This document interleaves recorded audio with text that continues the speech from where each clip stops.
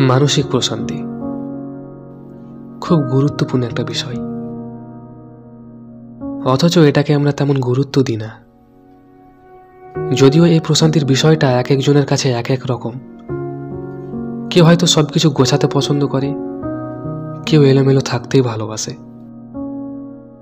অথচ অধিকাংশ মানুষের জীবনে এই প্রশান্তির ব্যাপারটা নেই। যে কাজটা করতে ভালো লাগে, পছন্দ করি, সেটা করার আগেও 10 বার ভাবতে হয়।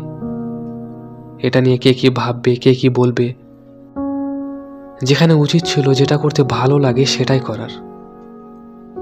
অন্যের ভাবনার চেয়ে নিজেকে ভালো রাখাটাই মুখ্য বিষয় হওয়া উচিত ছিল।